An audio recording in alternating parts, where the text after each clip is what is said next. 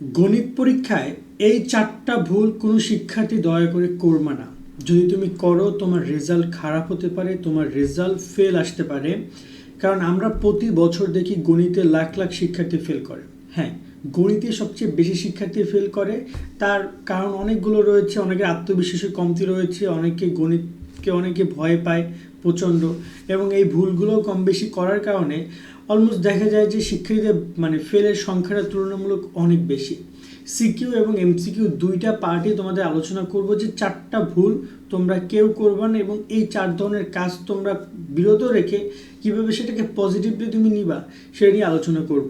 প্রথমত আমরা যে পয়েন্ট আলোচনা করব সেটা হচ্ছে টাইম ম্যানেজমেন্ট। দেখো, গণিতে 7টা সৃজনশীল তোমাদেরকে সলভ করতে হবে। 7টা সৃজনশীল মানে প্রত্যেকটা কিন্তু 3টা করে কোশ্চেন থাকবে। তো 3 সাথে 21টা কোশ্চেন তোমাকে লিখতে হবে মাত্র 2.5 ঘন্টার মধ্যে। তুমি একটা সৃজনশীল লেখার জন্য ক খ গ লেখার জন্য সময় পাচ্ছ 21 মিনিট, মানে জাস্ট 21 মিনিটের বেশি সময় তুমি পাবা না। অ্যাভারেজ তুমি 20 মিনিট ধরো। 20 মিনিটের মধ্যে একটা সৃজনশীল সলভ করা সো টাফ। আসলে যারা পারে তারা দেখা যায় যে 15 মিনিটও করে ফেলে, কারণ যেহেতু গণিতে লেখালেখি কম, তুমি যদি অঙ্ক কমন পড়ে যায় তুমি টাস করে 15 মিনিটও সলভ করতে পারবা। বাট এমনও অঙ্ক আছে যেখানে তুমি বেজে গেছো, সূত্রটা হয়তো ভুল হয়েছে, অথবা মানগুলো নির্ণয় করতে ভুল হয়েছে, ক্যালকুলেটার প্রবলেম হচ্ছে। এগুলোর ক্ষেত্রে দেখা যায় 20, 25, 30 মিনিট পর্যন্ত লেগে যায়, অনেকে দেখা যায় বেশিও লেগে যায়। এই জায়গাটাতে বেশি লাগানো যাবে না। তোমাকে টাইম ম্যানেজমেন্টটা করতে হবে, যে আমি যদি সবগুলো অ্যান্সার করতে চাই তাহলে আমাকে প্রত্যেকটা সৃজনশীল 20 মিনিটের মধ্যে শেষ করতে হবে। ঘড়িটা সামনে রেখে দাও, খোঁজ খবর রাখবে যে 20 মিনিটের মধ্যে হচ্ছে কিনা। যদি 20 মিনিটের মধ্যে না হয় তাহলে তুমি নেক্সট সৃজনশীলে চলে যাও, অথবা একটু যদি তুমি বেশি দাও, স্বাভাবিকভাবে একটা সৃজনশীল সলভ করতে 20 মিনিট থেকে 25 মিনিট লাগছে, তাহলে চেষ্টা করো পরেরটা যাতে 15 মিনিটে সলভ করা যায়। কারণ এভাবে অ্যাভারেজ করে তোমাকে সলভ করতে হবে যদি তুমি সম্পূর্ণ অ্যান্সার করতে চাও। এবং যারা কিনা ভালো রেজাল্ট করতে চাও তাদের এই জিনিসটার প্রতি খেয়াল রাখতেই হবে যে আমার টাইম সেন্স ঠিক আছে কিনা। আমি অতিরিক্ত সময় নিয়ে আমি আরেকটা সৃজনশীল যদি আমি না লিখতে পারি, সেরকম পরিস্থিতির মধ্যে আমি না পড়ি। 2 নম্বর যে বিষয়টা সেটা হচ্ছে যে সৃজনশীলের একটা 5 নম্বর রয়েছে, একটা এমসিকিউ একটা 5 নম্বর রয়েছে। মনোযোগ দিয়ে শোনো। সৃজনশীলের 5 নম্বর হচ্ছে 23, 70-এর মধ্যে 23 পেতে হবে। এমসিকিউ 5 নম্বর হচ্ছে 10, অন্তপক্ষে 10টা এমসিকিউ হইতে হবে। এখন এই পয়েন্ট এসে যদি তোমার 23 বা তুমি 10 নম্বর অর্জন করতে না পারো, দেন কিন্তু তুমি ফেল করবা। এখন এই জায়গায় তোমাকে অবশ্যই সৃজনশীলে মিনিমাম 3টা অঙ্ক তোমার হইতেই হবে, তবে তুমি পাস করবা। এমসিকিউ 10টা এমসিকিউ হইতেই হবে, তবে তুমি পাস করবা। এখন আগে এই বিষয়টা মাথার মধ্যে দিয়ে রাখো যে আমার পাস কততে এবং আমি কিভাবে সেই পাস নাম্বারটা অর্জন করব। তো ফার্স্ট 1 ঘন্টা সৃজনশীলের ফার্স্ট 1 ঘন্টা তুমি তোমার পাস মার্ক কনফার্ম করো। এমসিকিউ ফার্স্ট 10 মিনিট তুমি তোমার পাস মার্ক কনফার্ম করো। যদি এই পয়েন্টে তুমি সেটা না করতে পারো, দেখা যায় অনেক শিক্ষার্থী আছে যারা কিনা পাস করে নিয়ে টানাটানি, তাদেরকে বলবো পাস মার্ক নাম্বার তো জানলা, এবার সেটার প্রতি ফোকাস রাখবা।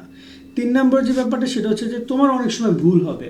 একটা অঙ্ক তুমি করতে গেছো, অঙ্কটা অর্ধেক করেছো, অথবা দেখছো যে মিলছে না, অথবা অঙ্কটা দেখতে পাচ্ছ যে তোমার তুমি পারবা অঙ্ক নেক্সট, কিন্তু সময় লাগছে অনেক, যে এত সময় লাগছে তুমি মিলাইতে পারছো না, অথবা ভুল হয়েছে, সূত্রগত ভুল হয়েছে, কোথায় ভুল হয়েছে বুঝতেছো না।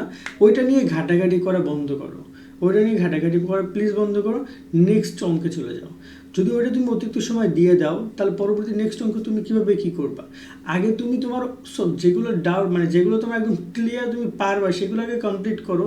দেন যখন আবার সময় হবে শেষের দিকে এসে ওখান থেকে দেখবা যে হয়ে গেছে, খুব দ্রুত পেরে যাচ্ছ, খুব বেশি প্যারা হচ্ছে না, কমন পড়ে যাচ্ছে, বা তোমার তুমি অ্যান্সার করতে পারছো। সো এই পয়েন্টে এসে বলবো, যদি কোনো অঙ্ক না পারো সেটা ওইখানে রেখে দেন তুমি পরবর্তীতে চলে যাও। ওইটা নিয়ে ঘাটাঘাটি করে সময় নষ্ট করে দেখা যায় 20 মিনিটের অঙ্ক তোমাকে সলভ করার কথা, সেখানে তুমি 30-35 মিনিট চলে গেছে, বাট ওই একটাই সলভ করছো। এত জেদ দেখাইতে যাবা না। পরীক্ষার খাতায় জেদ চলে না, পরীক্ষার খাতায় চলে তোমার ডাইরেক্ট বাস্তবতা। তুমি যদি সেখানে তোমার বাস্তবতা হচ্ছে এই যে তোমাকে সেখানে অ্যান্সারটা করার ক্ষেত্রে যতটুকু সময় তার মধ্যে অ্যান্সার করতে হবে। তোমাকে 2 ঘন্টা 30 মিনিটের পর একটার পরে তোমাকে তো লিখতে দিবে না, ঠিক আছে। আর 4 নম্বর যতটুকু একটা ব্যাপার হচ্ছে যে যতটুকু তুমি পারো ততটুকু তুমি অ্যান্সার করো। শিক্ষক তোমাকে নাম্বার দেবে কিভাবে, ব্যাপারটা হচ্ছে নম্বরটা কোশ্চেন 4 মার্কের।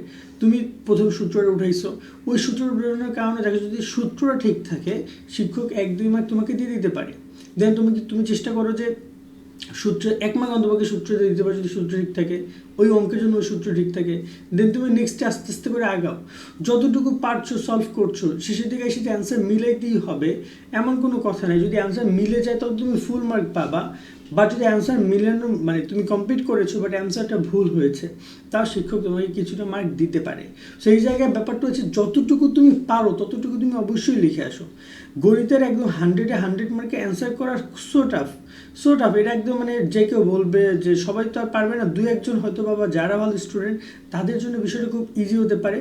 বাট যারা পারছো না তাদেরকে বলবো যে তুমি চেষ্টা করে 100 মার্ক অ্যান্সার করার।